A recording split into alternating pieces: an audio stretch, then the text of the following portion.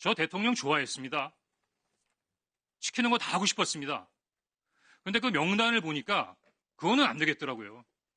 예를 들어서 위원장님 집에 가셔서 편안하게 가족들하고 저녁 식사하고 TV 보시는데 방첩사 수사관과 국정원 조사관들이 뛰어들어서 수갑 채워서 벙커에 갖다 넣었다. 대한민국이 그러면 안 되는 거 아닙니까? 그런 게 매일매일 일어나는 나라가 하나 있습니다. 어디? 평양. 그런 일을 매일매일 하는 기관 어디? 북한 보위부. 홍장원 전 1차장에 대해서 사직서를 받았다 하셨는데 사직서를 받으신 구체적인 이유는 무엇입니까?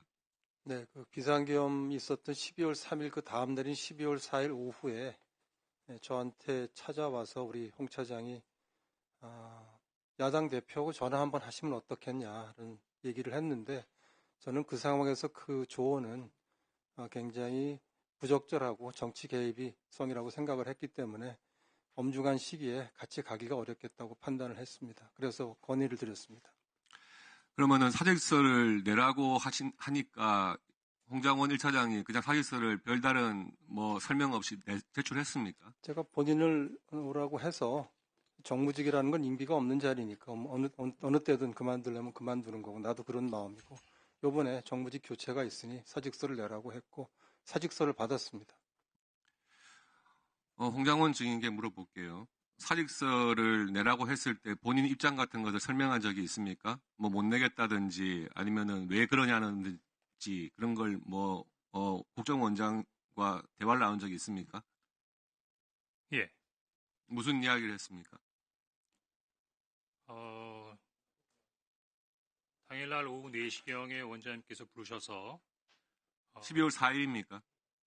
12월 5일입니다. 5일. 예. 예. 12월 5일 오후 4시경에 원장님께서 부르셔서 원장님 집무실로 갔습니다.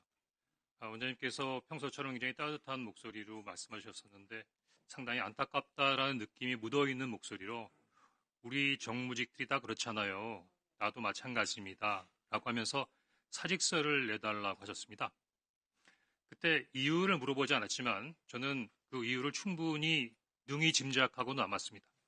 왜냐하면 12월 3일에 대통령께서 지시하셨는데 아마 4일, 5일 정도면 비상계엄 현장에 국정원 직원이 한 명도 출동하지 않았던 부분들을 확인할 수 있으셨을 테니까 이게 뭔가 국정원의 지시가 정상적으로 집행되지 않았다라고 생각하셨고 아마 거기에 따른 부분에 있어서의 경질이다. 지시에 대한 불이익에 대한 경질이다라고 저는 판단했기 때문에 두말 없이 예라고 했고 원장님께서도 사직서를 내주셨으면 좋겠습니다라고 말씀하셔서 예라고 말씀드렸고 그러면 인사기획관을 방으로 보내겠습니다라고 하셨습니다. 그런데 저도 궁금하잖아요. 그래서 일어나기 전에 한 가지는 여쭤봤습니다. 이게 대통령의 뜻입니까? 우리 원장님께서 네라고 대답은 안 하셨는데요. 그러면 정무직 인사를 누가 하겠습니까? 원장님은 인사 제청권은 있지만 인사권은 없습니다. 그러면 제가 여쭤봤을 때 대통령의 뜻입니까? 정무직 인사는 누가 하겠습니까? 저는 그거를 대통령의 뜻이라고 이해했습니다. 그러면 거기서 뭘 확인한 건 아니고 그 정도 대화하고 사직서를 내줬습니까? 그야 팩트로 다 알 수 있는 거 아니겠습니까? 뭘 추가로도 확인하겠습니까? 알겠습니다. 계엄 당일에 그 여당 대표였던 한동훈 대표하고 통화한 사실이 있습니까? 예, 채널A 뉴스하고 어느 의원님께서 공식적으로 홍장원 차장이 한동훈 대표에게 전화했다라고 언급하는 것을 TV 영상으로 본 적이 있습니다.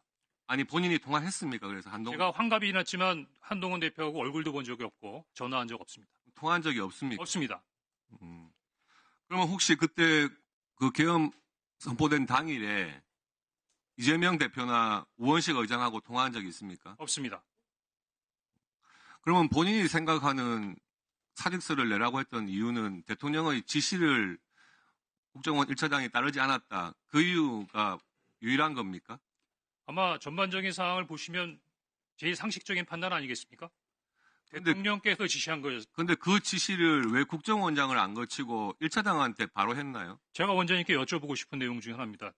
저도 사실은 그냥 길 가다가 급발진 차에 치이거나 지나가다가 떨어지는 돌에 맞은 것 같습니다. 왜 저한테 전화하셨죠?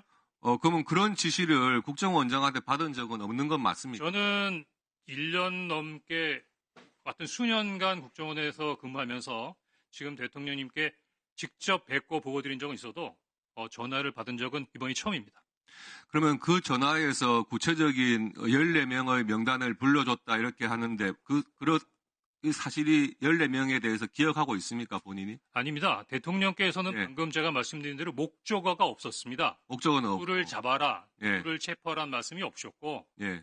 이런 말씀을 자꾸 공개적으로 드리긴 뭐하지만 하여튼 이번 아니, 계속 답변하십시오. 다 잡아들여라, 이번에 쌌다 정리해라, 아까 말씀드린 대로 그 말씀 이후에 방첩사를 적극 지원하라고 말씀하셨기 때문에 당시에 정보가 없는 저로서는 방첩사에 특별한 사건이 있어서 싹 다 잡아들이고 방첩사에 뭔가 지원을 해드려야 되는 부분으로 추정했을 뿐이고 대통령님께서 빠지셨던 그 목정원은 여인영 방첩사령관이 14명의 명단을 불러주면서 이 사람들이 체포 명단이라고 알게 되었던 것입니다.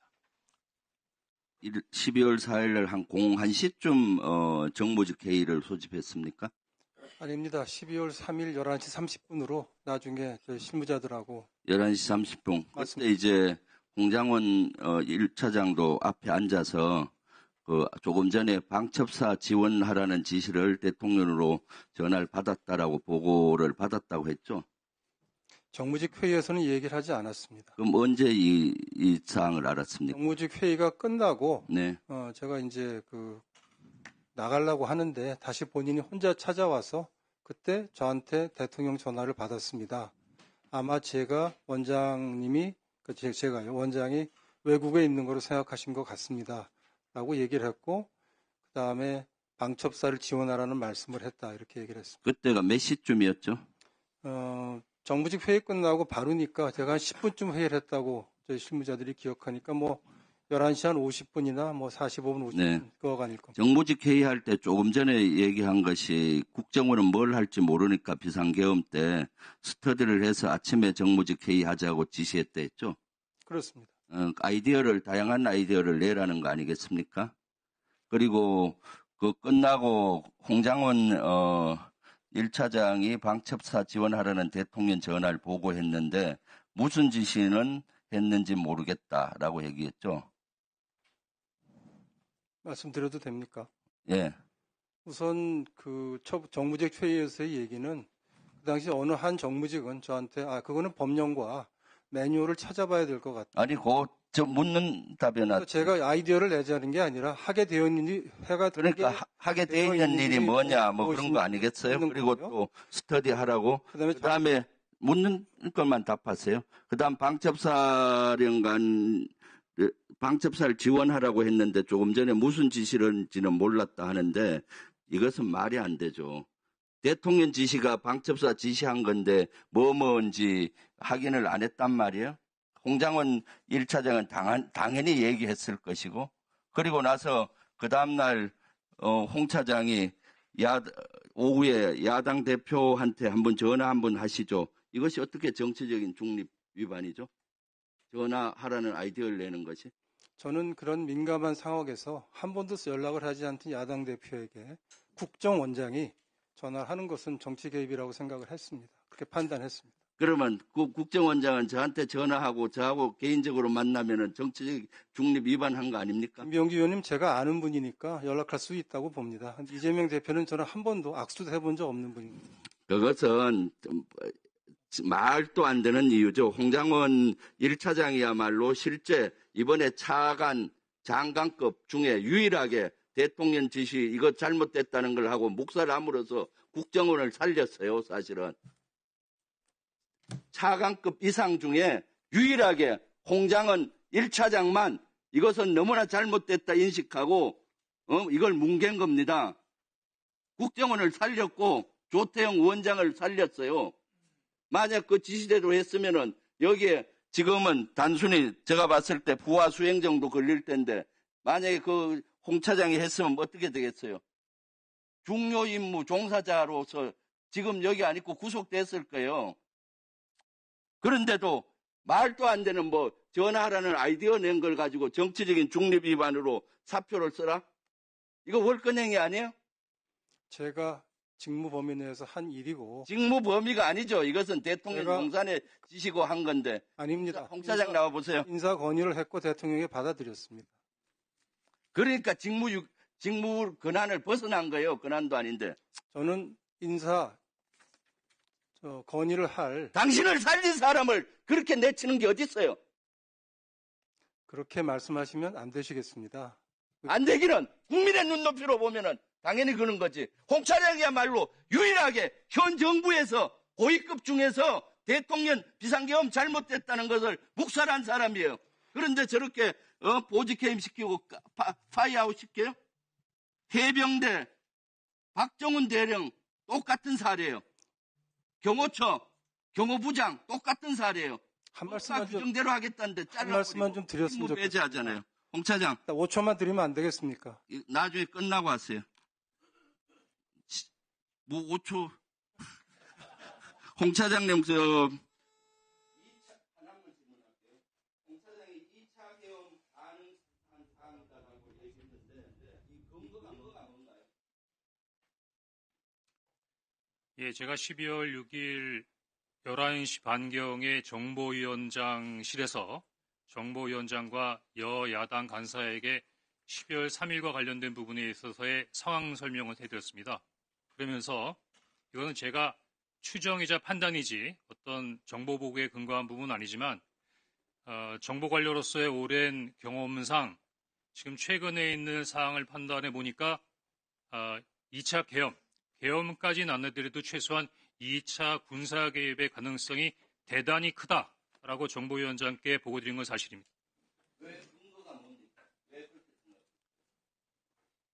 주관적이라고 말씀하실 수 있겠지만 첫 번째는 대통령의 의지십니다. 제가 그 비상계엄 이후에 여러 가지 부분에 있어서의 움직임을 볼 때 대통령께서는 비상계엄이 잘못됐다 또는 국민에게 사과해야 될 부분이다 또 의지를 꺾지 않고 계시다는 부분들이 여러 가지 부분으로 느낄 수 있었습니다. 두 번째는 그 다음날 김영현 국방장관을 경질합니다. 아마 경질할 수 있는 상황이라고 생각되는데 제가 깜짝 놀란 것은 김영현 장관이 경질된 다음에 그 다음 신임 국방부 장관을 추가 임명하기 위해서 노미네이션 하는데 제가 그때 제 판단으로는 김영현 장관이 뒤로 물러났지만 영향력이 사라진 것은 아니구나. 왜? 김영현 장관의 추천에 의해서 그 후임 국방장관이 추천됐다고 생각하기 때문입니다. 또 하나는 저는 경질했지 않습니까? 안 하겠다 그랬더니. 그런데 당시 방첩, 특전, 수방 관련된 부분 모든 당시 계엄국의 순회는 멀쩡했습니다. 대통령의 의지를 가지고 있고 장관도 김영현 장관의 영향력 안에 있는 사람인데 계엄 관련된 부분에 군 지휘관들이 모두 다 건재하다고 하면 언제든지 다시 모빌라이즈 할 수 있다고 생각했습니다. 더구나 제가 굉장히 위험하다고 생각했던 부분은 여기 사령관님들도 계시지만 처음에 국회에 진입할 때는 누구의 지시에 의해서 그랬다라고 할 수 있지만 그 상황이 발생하면서 내가 내란죄로 소추당할 수 있는가 하는 부분에 있어서의 위기와 불안감을 느끼고 있는 상황에서 3명의 사령관은 상황에 따라서는 첫 번째와는 달리 훨씬 더 강하게 군사적 개입에 개입할 수 있겠다라는 생각을 했습니다. 또 하나는 제가 나름대로 이 부분의 의견을 몇 분한테 내니까 못 봤어? 국회에서 시민들이 미니까 군인들이 밀려나잖아. 그거는 그렇지 않습니다. 제가 군 출신이라서 그런데 군사의 무력이라고 하는 것은 더구나 군중이라고 하는 것은 상황에 따라서 크게 변합니다.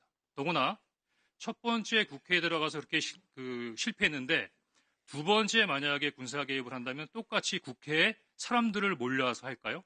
아마 제가 보기에는 군인들이 거부할 수 없는 상황을 만드는 계엄으로 갈 수밖에 없는 그런 상황을 만들려고 했겠죠. 저는 그렇게 추정했습니다.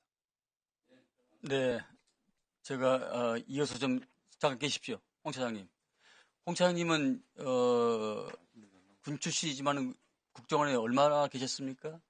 92년부터 근무했으니까 약 30년 근무했습니다. 네, 군 출신이지만은 거의 국정원 직원이나 진배 없네요. 그러면 여인영으로부터 국회의원 체포 명단을 받았죠? 네. 목적 없이 받았다 하시죠? 목적 없이 받은 게 아니라 대통령께서 방첩사를 적극 지원하라고 했으니까 무엇을 도와줘야 되는가를 확인하기 위해서 당일 11시 6분에 방첩사령관한테 무엇을 도와주면 되겠느냐를 물어보려고 전화한 것이었습니다. 본위원에게도 그날 11시 20분 어간에 방첩사로부터 체포 명단 리스트를 제가 받았습니다. 네. 제가 이 체포 명단 리스트를 제가 부를 테니까 확인 한번 해보십시오. 네. 우선 체포조, 체포 대상, 우원식, 이재명, 한동훈. 우선 체포 대상, 조국, 정청래, 양정철, 박찬대, 조혜주, 이하경, 양경수, 김호준, 김민웅, 김민석, 김명수. 기억과 일치합니까? 대부분 일치하는데 이경수라고 하셨습니까? 양경수. 양경수 맞습니다. 네. 이 윤석열의 국회의원 체포 지시를 조태용 원장에게 보고하거나 알린 바가 있었다고 하셨죠? 당시 상황을 좀 설명드릴 수 되겠습니까? 설명해 주십시오. 예. 일단 오전에는 원장님께서 홍장원 차장으로부터 보고받은 적이 없다고 말씀하셨는데 오후에는 그래도 대통령으로부터 전화 받았다든가 방첩사를 지원하다든가 하는 부분에 대해 보고를 받았다고 말씀해 주셔서 제가 조금 마음이 가볍습니다. 다행입니다. 그런데 보고를 할 때 방첩사를 지원하라고 합니다라고 얘기만 하고 딱 끊고 그 다음에 다른 얘기는 안 하나요? 사실대로 말씀드리면 보고를 보고를 안 한 것이 아니라 보고를 거부하신 겁니다. 제가 정무주의 때 얘기하지 않은 것은 내용 자체가 너무 민감한 부분이라서 다른 사람들하고 쉽게 공유할 수 있는 사항이 아니라고 생각했습니다. 그래서 일단 정무주회의를 마치고 제 보좌관에게 원장님께 보고 드릴 수 있는 사항인지는 한번 확인해 보라고 그랬습니다. 그랬더니 오라고 말씀하셨고 제가 서둘러서 원장님실로 보고를 들어가는 것을 비서실 직원들이 다 봤으니까 아마 보고 드렸던 것 자체를 다르게 말씀하실 수는 없을 겁니다. 제가 물려고 들어가니까 원장님께서는 그 정무직 회의를 하셨던 그 소파에 그냥 앉아 계셨고 제가 앉자마자 원장님 제가 대통령님으로부터 전화를 받았습니다. 그런데 아마 대통령님께서 해외 출장을 이미 출발하셔서 아마 국내에 안 계신 줄 알고 저에게 전화하신 것 같습니다라고 얘기했는데 그 뜻은 원장님께서 그 다음날 아침에 일찍 해외 출장이 있으셨어요. 아마 국정원 정도의 출장은 대통령께서 또 아셨을 테니까 아마 착오인지는 모르겠지만 왜냐하면 그 이외에는 저에게 전화할 이유가 없었기 때문이죠. 그 다음에 아무 말씀 없었습니다. 더구나 비상국무회의에 가서 대통령을 만나고 오셨을 텐데도 비상국무회의에 갔다 왔다라는 말씀도 없으셨습니다. 그래서 제가 이어서 대통령께서 방첩사를 지원하라고 합니다. 라고 하니까 아무 말씀도 없었습니다. 그래서 제가 사실은 조금 좀 놀라시라고 근데 방첩사에서 지금 이재명하고 한동훈을 잡으러 다닌답니다. 라고 말씀하시니까 다소 의외의 답을 받았습니다. 내일 아침에 얘기하시죠. 그래서 아니 지금 내일 아침에 말씀드릴 수 있는 사항이 아니잖아요. 더구나 정무직 회의도 지금 TV에서는 계엄군과 시민, 경찰, 국회 관계자들이 엉켜서 정말 국가의 초유의 위기 상황으로 치닫고 있는데 국가안보를 책임지고 있는 순회회의에서의 어떤 결론이 내일 아침에 얘기하시죠? 그럼 그 야간 동안은 뭘 한다는 겁니까? 그래서 제가 원장님께 방첩사를 지원하라는 대통령의 지시가 있다고 하면서 방첩사에서 한동훈과 이재명을 잡으러 다닙니다. 라고 말씀드리니까 내일 아침에 얘기하자고 말씀하셨고 그래서 제가 원장님 그래도 최소한의 업무 방향이나 지침은 주셔야죠. 그렇게 말씀드렸더니 그 앉았던 소파에서 일어나서 가버리셨어요. 더 이상 보고 드릴 수가 없었습니다. 네, 그것을 우리 홍 차장님께서는 원장이 정치 개입이라고 판단했다고 생각하십니까? 제가 보기엔 지금 원장님께서 정치 개입이라고 판단하는 것은 그 내용이 아니라고 생각합니다. 그 정치 개입이라고 원장님께서 말씀하신 건 다른 얘기인데요. 그 다음날 11시 30분 정무직 회의가 끝나고 난 다음에 원장님께서 이런 제의를 하십니다. 통상 일주일에는 한 번이나 두 번 정도 정무직 회의를 하는데 상황이 엄중하니까 우리 매일 아침마다 티타임을 하면서 상황 관련된 부분에 대한 대처 협의를 합시다. 저는 그거를 아침마다 9시에 원장님하고 티타임 하면서 이런저런 부분에 대해서 업무를 협의해야 한다고 생각했고 그러면 원장님께 어떤 아이디어를 드릴 수 있을까라는 생각을 했습니다. 그래서 5일날 오후 정도로 기억이 되는데 그때 오전에 야당 대표께서 비상계엄에 군을 동원해서 도리어 북한의 군사위협이 더 가중되는 면이 있다라는 발표를 하시면서 조금 북한 군사에 대한 북한의 군사 위협에 대한 약간의 불안감을 느끼시는 말씀을 하셔서 그래 맞다. 지금 비상계엄은 뭐 대통령께서 직접 하신 부분이니까 대통령실에서 할 수도 있는 부분도 아니고 국회도 이렇게 혼란스러운 상태에서 그냥 원장님께서 야당에다가 얘기해서 북한 관련된 부분 한반도의 안보 상황 우리 국정원이 잘 관리하고 있습니다. 해외 관련된 부분의 동맹과도 잘 소통하고 있고 국내 사회 질서도 잘 나름대로 관리하고 있으니 국정원이 앞으로 나름대로의 어떤 비상계엄 이외의 여러 가지 부분에 있어의 국면을 잘 감당하겠습니다. 뭐 그렇게 전화 한 번 하는 게 없겠느냐고 브레인스톰 차원에서 그냥 건의드린 겁니다. 물론 네. 이것 때문에 원장님이 저를 경질했다고 생각지 않습니다. 가만히 계세요. 왜냐하면 지금은 다들 알고 계시지만 12월 6일만 하더라도 이런 사항에 대해서는 알고 계신 분이 많지 않았기 때문에 아마 원장님께서도 12월 6일 당일날 12월 3일날 홍장원이가 대통령 말 안 들어서 경질한다는 말씀을 하실 수 없으셨을 겁니다. 다만 거기에 대한 이유로 그 이야기를 하신 것 같고 다만 제 입장에서는 대단히 억울하고 문제시되는 게 대부분 잘 자세히 보시지 않으면 잘 모르시겠지만 국정원법 11조에 보면 국정원 직원이 정치 중립을 위반하면 7년의 징역에 처할 수 있도록 되어 있습니다. 그러면 원장님께서 평소와 다르게 11월 6일 12시에 국정원장께서 이례적으로 자청하셔서 기자회견을 한 상태에서 홍장원 차장을 정치 중립 의무의 위반으로 인사경질했다고 하는 부분은 죽으라는 거예요. 사법적으로 매장하겠다는 겁니다. 근데 그게 말씀으로 끝나지 않았습니다. 그 다음날 네이버를 쳐보면 금방 알 수 있는 시민단체에서 저를 고발했고 12월 8일 그날이 대통령의 탄핵이 기각된 그 다음날 저는 검찰로부터 시민단체가 고발한 정치중립 의무 위반 혐의로 피의자로 검찰에 출두하라는 통보를 받습니다. 그러면은 그 정도면 국회에 공익제보 보호를 요청해야 되는 상황 아닙니까? 네, 맞습니다. 자, 그러면은 우리 홍 차장께서는 경질당한 것이 정치적 보복으로 느끼셨겠네요? 처음에는 두 가지로 나눠서 생각해야 되는데 12월 5일에 얘기할 때만 하더라도 저 대통령 좋아했습니다. 시키는 거 다 하고 싶었습니다. 근데 그 명단을 보니까 그거는 안 되겠더라고요. 예를 들어서 위원장님 집에 가셔서 편안하게 가족들하고 저녁 식사하고 TV 보시는데 방첩사 수사관과 국정원 조사관들이 뛰어들어서 수갑 채워서 벙커에 갖다 넣었다. 대한민국이 그러면 안 되는 거 아닙니까? 그런 게 매일매일 일어나는 나라가 하나 있습니다. 어디? 평양. 그런 일을 매일매일 하는 기관 어디? 북한 보위부. 이상입니다. 그래, 한 가지만 마지막 질문 드리겠습니다. 그 국정원 쪽에서 한동훈 대표한테 체포와 관련하여 이러한 전화를 한 바가 있습니까? 그러니까 저를 물어보시는 겁니까? 국정원을 얘기하시는 겁니까? 차장님을 비롯한 국정원 내에서 일단 저는 방금 그 여당 의원님이 말씀하신 것처럼 한동훈이라는 분을 TV 이외에서는 뵌 적이 없고요. 전화 통화한 적 없습니다. 다만 국정원 내에서 어떤 일이 있었던 거에 대한 관련된 사항에 대해서는 특별한 정보 없습니다. 네, 알겠습니다. 홍정원 차장이 얘기한 얘기를 생각해 보면 세 가지쯤 있는 것 같습니다. 아마 시간이 안 돼서 말씀을 다 못 드리겠지만 대통령으로부터 체포 지시를 받은 것을 원장한테 보고를 했느냐, 보고를 했는데 원장이 무시했느냐. 두 번째는 본인의 교체 경위입니다. 이 대통령이 교체하라고 지시를 했느냐, 아니면 제가 했느냐 이거죠.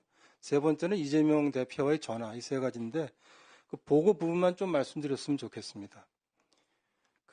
그날 홍정원 차장이 정무직 회의에서나 아니면 저하고 따로 면담을 할 때 대통령이 체포 지시를 즉 싹 다 잡아들이라는 얘기를 했다는 말을 한 적이 없습니다.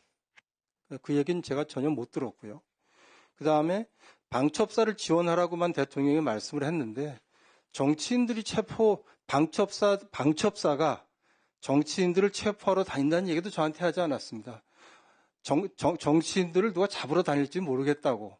그것도 대통령이 전화했다는 얘기와 정치인들을 잡으러 다닐지도 모르겠다는 사이에는 두세 가지 얘기가 껴 있습니다. 띄워놓고 얘기를 했다는 걸 제가 분명히 말씀드리겠고요. 저도 공직생활을 30년 이상 하고 있는데 만일에 대통령이 그런 지시를 했다든지 해서 정치인을 우리가 국정원이 정치인 체포나 아니면 체포 문제에 있어서 가지고 뭔가 지시를 받은 게 있는데 원장이 그날 밤에 지시를 하지 않고 지시를 해 주십시오라고 했으면 제가 퇴근한다는 걸 생각할 수 없습니다. 그건 전혀 정말 사실이 아니고요. 말씀을 조금 더 보충드리겠습니다. 만일에 그때 그런 얘기를 했다고 할 것 같으면은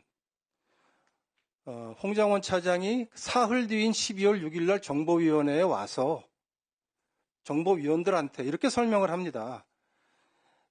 본인이 이렇게 얘기했다고 설명을 합니다. 그걸 가지고 어느 정보위원님이 나와서 기자 브리핑을 하셨는데 이렇게 얘기를 합니다. 결론은 이게 1차장은 일체 아무것도 하지 않고 있다가 간단히 정리해 주세요. 예. 나갔는데 이겁니다. 지금까지 상황은 정보위원장 그리고 두 의원한테 보고하기 전까지는 자기밖에 몰랐다고 얘기를 했다. 즉 원장한테 보고 안 했다고 본인이 확인을 했습니다. 12월 6일입니다. 하나만 더 얘기하겠습니다. 제가 그렇게 정치인 체포라든지 지금처럼 폭로할 게 있는 거를 보고를 받아서 알고 있는 상황이었으면은 제가 홍장원 차장을 쉽게 교체할 수가 있겠습니까? 저는 설사 교체를 하더라도 홍장원 차장을 제가 오늘까지는 그렇다고 해서 큰 무슨 폭로를 할 거라고 생각은 못 했겠지만은 보시는 것처럼 12월 5일 날 사표를 받으니까 12월 6일 날 크게 폭로를 했고 저는 그러한 사실을 12월 6일 날 처음 들었습니다. 바꿔놓고 제가 그 사실을 알았을 때 제가 교체하자고 건의할 수 있고 또 대통령도 그걸 다 알고 있었으면 교체를 승인하겠습니까? 상식적으로 합리적으로 제가 보기엔 말이 되지 않는다 해서 이건 저한테 체포 지시를 보고했다는 것은 정말 사실이 아닙니다. 자, 홍 차장 앞으로 나오세요. 자, 홍 차장님 육사 41기가 맞습니까? 43기입니다. 43기입니까? 예. 그러면은 사관학교를 졸업하시고 사관학교를 졸업하고 5년 반 동안 장교로 근무하다가 당시 예. 안전기획부로 이전했습니다. 군 생활을 오래 한다고 모든 것을 다 아는 건 아닙니다. 바닷물이 짠지 안 짠지는 한 홉의 물을 마시나 한 드럼통의 물을 마시나 짠맛은 다 똑같습니다. 군대 생활을 짧게 하셨어도 또 사관학교에서 정식적으로 교육을 받으셨기 때문에 저는 그 누구보다도 군에 대한 애착과 또 군 출신이라는 것에 대해서는 부인할 수 없다고 생각합니다. 이어서 우리 원장님께서 말씀하신 거에 대해서 추가로 하실 말씀이 있으십니까? 존경하는 한 의원님께서 상관에게 말 같지 않은 얘기를 해서 그만해라고 할 수 있다라고 말씀하셨습니다. 근데 그 말 같지 않은 얘기가 대통령 지시사항이었습니다. 네. 또 하나는 괜찮습니다. 제가 보고를 안 했을 수도 있죠. 또 기억 못 하실 수도 있고요. 다만 제가 이렇게 말씀드리는 거는 당시 상황에서 국정원 장과 차장이 어떠한 부분에 있어 행동을 했고 그것이 어떠한 부분에 있어 국면 수습에 해당되는 부분인가를 설명드리기 위해 했던 부분인 건데 제가 보기에는 그 작구 하나를 가지고 옳고 그르고를 따지는 부분이 이게 적절한가 하는 생각이 듭니다. 자, 차장님. 네. 저는 차장님하고 지금 원장님하고 사이에 어떤 뉘앙스나 이런 거 여쭤보는 게 아닙니다. 네. 제가 말씀드리고자 하는 거는 제가 지금 깜짝 놀랐어요. 그래도 대국정원에 차장을 역임하신 분이 어떻게 개인의 추정이나 판단에 의해서 제2계엄이 있을 수 있다고 그렇게 이 자리에서 말씀을 하실 수가 있습니까? 개인의 추정이자 판단이지 않습니까? 자, 그러면은, 차장님 보세요. 제가 좀 이따가 여기 사령관들한테 하나하나 물어보겠습니다. 진짜 내란이, 웃어요, 지금? 제 표정이 잘 안 보입니다. 아니, 지금 웃으셨냐고요? 아닙니다. 의원님 말씀하신 데 주목하고 있습니다.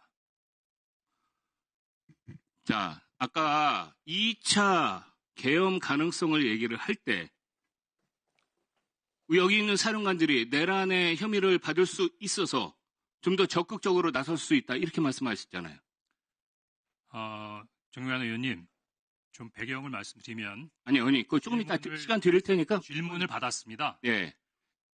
지금 이 자리에서 제가 얘기하는 것이 아니라 12월 6일 정보위원회에서 그렇게 얘기를 했냐라고 말씀하셔서 그 자리는 다소 이렇게 공개적인 자료가 아니라 정보위원장과 양당 간사가 있는 자리니까 제 의견을 얘기한 것입니다. 공개적으로 얘기한 것이 아니고, 예, 제 추정으로 얘기했습니다. 맞습니다. 하지만 공개적으로 얘기했거나 이 부분에 대해서 그렇게 네, 예. 마무리해 주세요. 네, 1분 드리세요. 사람들은 추정이나 판단에 의해서 말씀하실 수 있지만은 그래도 국정원의 차장은 저는 그렇게 개인적인 판단이나 추정에 의해서 말씀하시면 안 된다고 생각합니다. 특히 그래도 국가안보를 위해서 희생한 우리 여기 사령관님들 30여 년 이상, 우리 차장님 30여 년 이상 하셨다며요, 국정원에서. 여기도 다 군생활 30여 년 이상 하신 분들이에요. 국정원장님, 아까 1차장 관련해서 세 가지를 말씀하시고 싶다고 했는데 앞부분에 대한 설명만 엄청 길었거든요. 그러니까 그 인사조치 경위와 그 뒷부분에 대해서 좀 설명해 주시겠어요? 네, 두 가지 중에 두 번째 이제 서로 얘기하고 있는 것이 이재명 대표하고 전화를 하라고 했다라고 하는데 홍 차장은 지금 이제 이런저런 안보적인 목적 때문에 필요하니까 전화를 하라고 했다고 지금 말씀을 하는데 저한테 얘기할 때는 사실은 거두절미하고 상황을 보니까 한번 이재명 대표한테 전화하는 게 좋지 않겠냐 이렇게만 얘기를 했습니다. 그래서 이재명 대표에 대해서 뭘 전화하라는 거예요? 그게 그냥 한번 전화 한번 해보시죠 그랬습니다. 제가 기억하기에는 한번 해보시죠 이렇게요. 그러면은 뭐 민주당 측으로서부터 무슨 연락을 받아서 한번 전화해보는 게 좋겠다고 하는 건가요? 아니면 그냥 본인 정무적인 판단에 지금 이 시점에서는 이재명 대표랑 통화해보는 게 낫겠다 이렇게 판단해서 얘기한 건가요? 지금 12월 4일 오후입니다. 네. 12월 4일 오후는 제가 보기에 아주 정치적으로 민감한 시기라고 생각하고 국정원장이 야당 대표한테 연락을 하는 것은 아주 부적절한 일이라고 정치 개입에 성격이 있다고 생각을 했습니다. 왜 그런 얘기를 저한테 하는지는 제가 생각한 건 있습니다만은 확실한 증거가 없기 때문에 말씀드리긴 어렵습니다. 홍정은 차장님, 잠깐. 예. 지금 국정원장님 말씀 들으셨다시피 12월 3일 비상계엄이 있었고 12월 4일은 바로 다음 날이잖아요. 예. 이재명 대표와 통화해보는 게 좋겠다라고 국정원장한테 보고 내지 건의한 적 있습니까? 예, 조금 전에 말씀드린 대로 그렇게 말씀드린 적 있습니다. 그러니까 어떤 이유죠? 사유를 한번 자세히 설명해 주세요. 얼마 전 어떤 의원님께서 말씀해서 설명드렸습니다만 다시 한번 말씀드리겠습니다. 11월 3일 11시 30분에 정무직 회의가 끝나고 원장님께서 간단히 아까 하셨으니까 네. 간단히만. 원장님께서 아이디어를 구하셨고 원장님께서 나름대로 국정원이 할 수 있는 부분에 있어서의 아이디어 차원으로 말씀드렸습니다. 야당에서 특히 대표께서 비상계엄 이후로 북한의 군사위협이 더 증대되고 있다라는 부분에 있어서의 불안감을 초래하는 부분이 있으니 국정원이 군사 관련된 부분이든 한반도의 안보 상황이든 전반적인 상황을 잘 관리하고 있다는 부분으로 좋습니다. 그러면 본인이 국민들을 좀 안심시켜드리자는 차원에서의 아이디어였습니다. 예, 본인이 그러면은 기자회견 하기 전에 민주당 관계자나 민주당 의원이나 민주당 관련된 분들과 통화한 적 있습니까?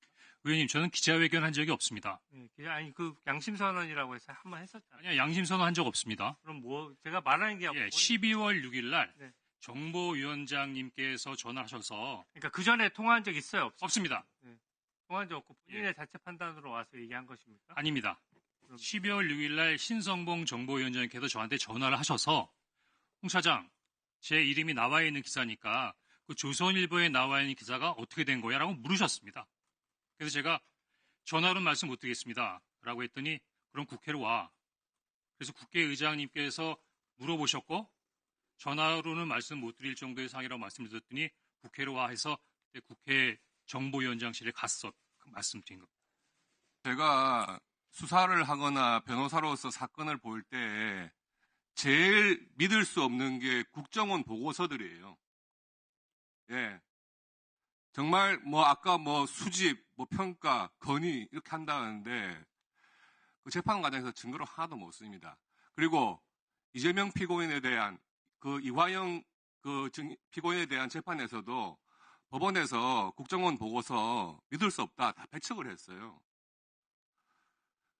지금 말씀 나오시는 거 보니까 최소한 한 가지는 확실한 것 같아요. 국정원장님이나 1차장께서도 12월 3일 전까지는 비상계엄에 대한 어떠한 정보도 인지하지 못하고 있었다. 맞습니까? 그렇습니다.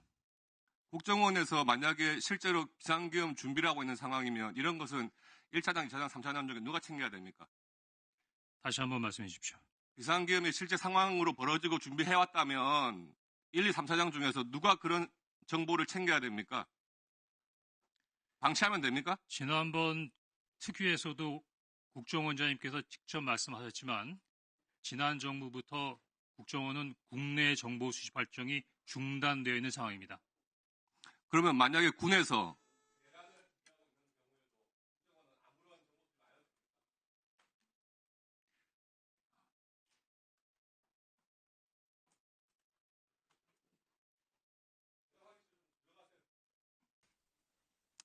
오늘 하나의 사실을 놔두고 상반된 의견이 있어서 제가 좀 질문을 마지막으로 드리겠습니다. 우리 홍정원 차장님 나오십시오. 자, 조태용 원장님, 그 12월 1, 2, 3 그 국무회의 이후에 국정원에 도착을 몇 시에 하셨습니까? 11시 30분에 정무직 회의를 했는데 그 직전에 도착했습니다. 그러니까 국무회의 마치고 국정원 도착이 11시 30분. 11시 한 25분이나 20분 네. 정도 아니었던가 싶습니다. 원장님께서는 계엄에 찬성을 했습니까? 동의를 했습니까? 반대했습니까? 찬성하고 동의하지 않았습니다. 저는 우려를 네? 표명했습니다. 뭐라고요? 찬성이나 동의를 하지 않았습니다. 저는 우려를 표명했습니다. 네, 조태용 원장님과 오늘 조태용 원장님과 우리 홍정원 차장이 상당히 주장이 엇갈린데 두 분의 이치를 봐서 서로 간에 상반된 어떤 의견이나 거짓말을 할 수 있는 그런 이치 있는 분이 아니라고 생각이 됩니다. 서로 이 엇갈린 주장을 하신 것 보니까 저도 잘 이해가 안 가는데 우리 홍정원 차장님, 네. 어떻게 생각하십니까? 조태용 원장께서 홍 차장과 상반된 진술을 하고 계시거든요. 이 점에 대해서 어디가 그 이유가 있다고 생각하고 본인의 생각은 어떻습니까? 비상계엄이 있은 날부터 지금까지 원장님께서 어떤 의지나 또 나름대로 어떤 사항을 전화 주변에게 설명하신 적이 없습니다.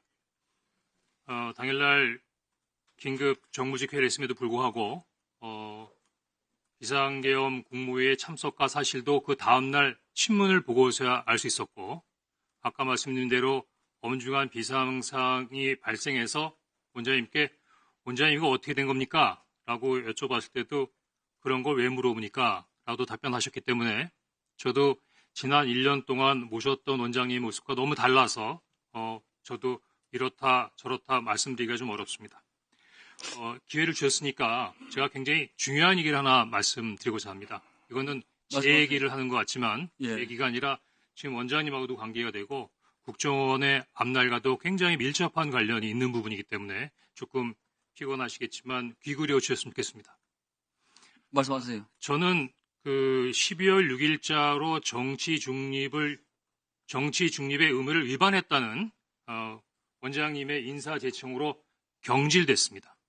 저는 계속 원장님이 경질하신 게 아니고 대통령께서 경질하신 겁니다라고 했지만 벌써 10번 넘게 그 국정원장께서 정치 중립 의무를 위반한 이유로 인사 제청을 해서 대통령께서 경질했다고 말씀하셨습니다. 그러면 대통령께서 저를 경질한 거하고 완전히 달라집니다. 뭐가 달라지냐면 제가 오후에도 말씀드렸지 않습니까? 정치 중립 위반이 관련된 부분은 국정원법에 7년의 징역에 처해질 수 있는 중형입니다. 따라서 이러한 부분에 있어 굉장히 중요한 범죄를 남용해서 적용할 수 없기 때문에 정확하게 말씀드리면 국정원법 제11조 정치관여 금지 제2항에 이렇게 명시되어 있습니다. 정치활동 관여 행위는 각 호에 해당되는 행위를 말한다라고 분명히 명시적으로 적시되어 있는 것입니다. 예를 들어서 그냥 정치 위반이다. 그럼 7년형입니다.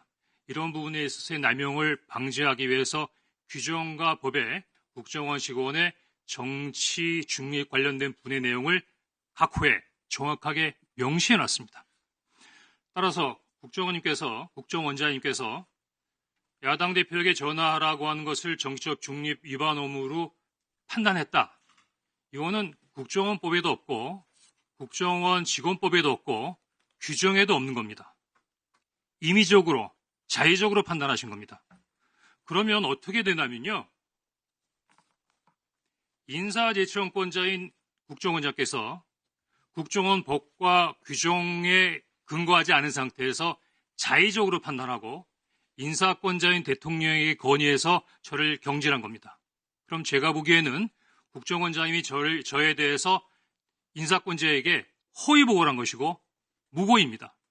인사재청권의 남용입니다.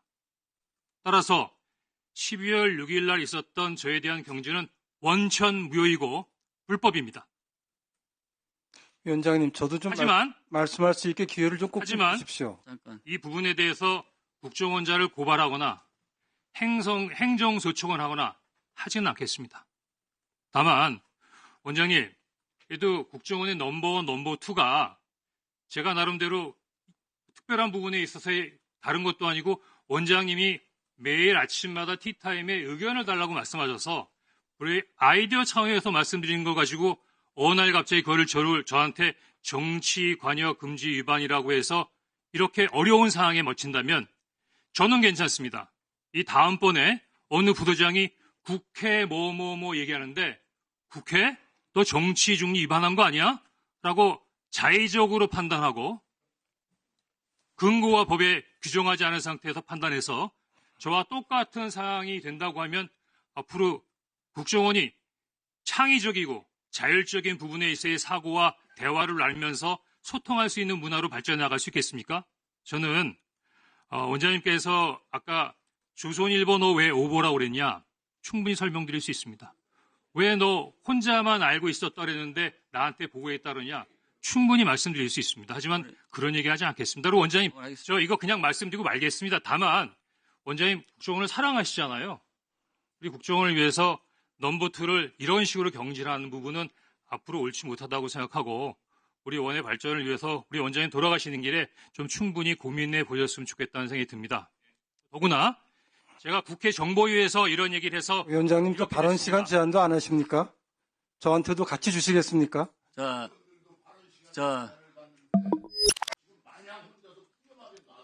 정리하십시오. 네.